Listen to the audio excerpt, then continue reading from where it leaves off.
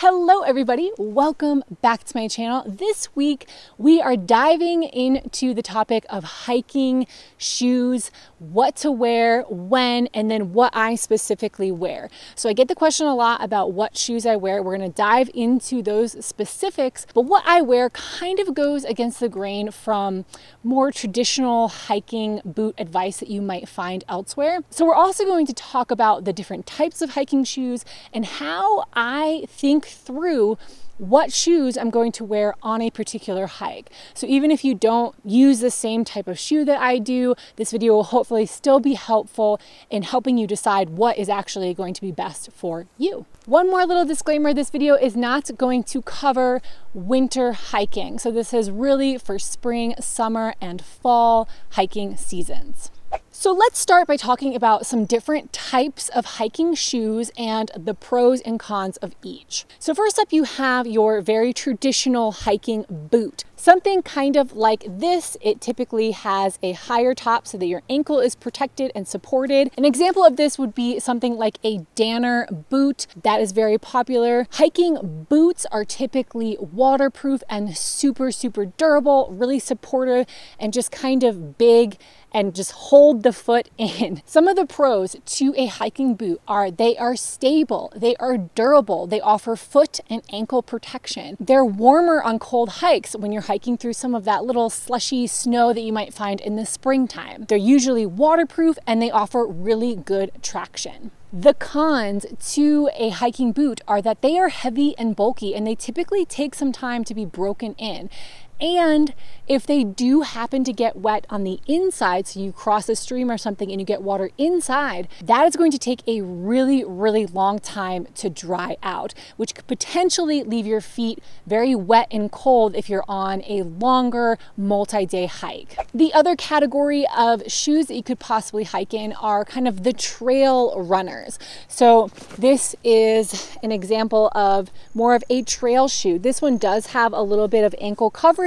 Not all of them do. The pros to a trail runner shoe for hiking is that they don't typically require a big break-in period. They are so much lighter and more breathable, and they are typically quicker to dry if they get wet inside. The cons to a trail runner are that they are less supported and they typically do not last as long. If you do tons and tons of hiking, they're going to just get worn out a lot faster than a more heavy-duty hiking boot would. Okay, so those are kind of the two big categories of shoes that people hike in. So you have the trail runners and the hiking boots. You could kind of filter those categories down even more. There are tons of different brands and styles and features in both of these categories, but those are kind of the two main ones. The third thing that I do hike in are bedrock sandals, and we will talk about that later. There are some definite cons to that, but we're going to talk about that at the end of the video. The next thing that I really want to go over is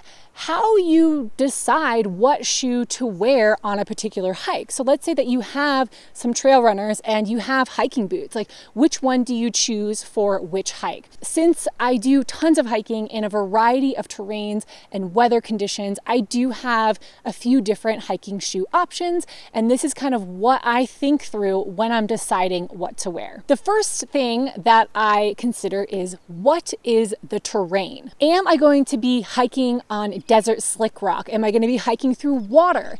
Is it early spring hiking where there's probably a lot of slushy snow and mud? So these are some example terrains that would definitely factor into the type of shoe that I'm wearing. So the next thing that I consider is, what is the weather? Am I going to be in the desert where it's going to be super hot, or am I going to be hiking high up in the mountains where it's potentially a lot colder? What is the weather for the area that I'm hiking? And lastly, how far am I planning to hike? Am I going on a long through hike that's going to take me months?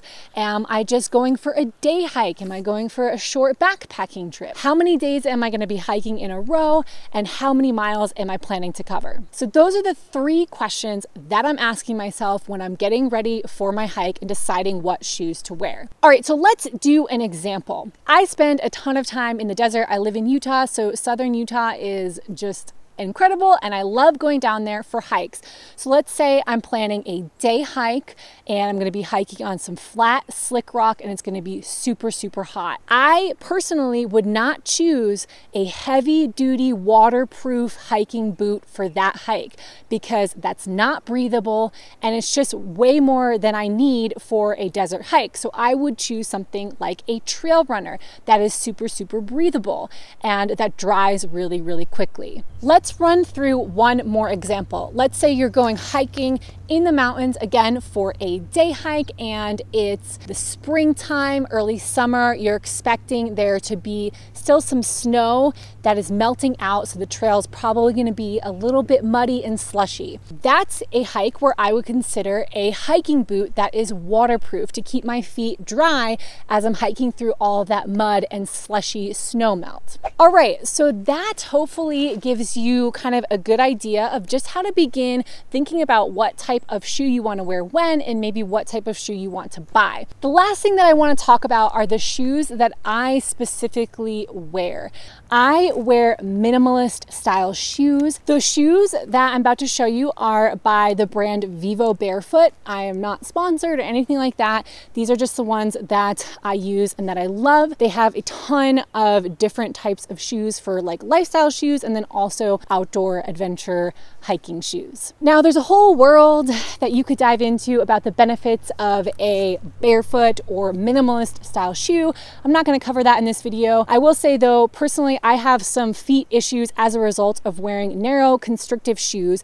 And so I found that when I switched to barefoot shoes, I didn't have any of those feet problems anymore. And it's just very, very comfortable and feels very natural for me at this point. With minimalist or barefoot style shoes, there is definitely a period of time that you have to give yourself to kind of work into it. Don't buy minimalist shoes and then go on like a super, super long through hike. If you've been wearing like heavy duty hiking boots or just really constrictive, supportive shoes your whole life, you're really gonna need to take some time for your feet to kind of build up to walking barefoot and all the little muscles in the feet to kind of get stronger. So do a little bit at a time. That's kind of the key with transitioning to this type of shoe. Now, one of the other reasons, in addition to just comfort, is I like to feel connected to the ground when I'm hiking.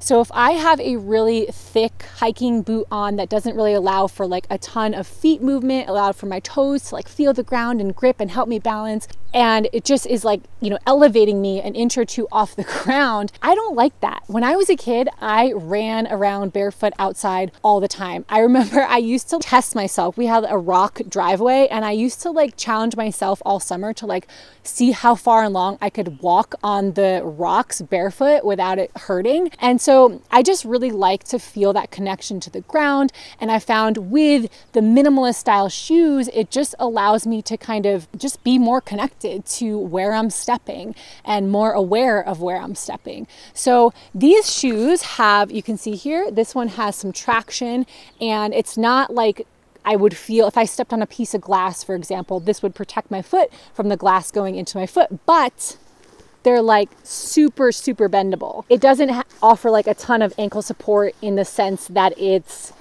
stiff.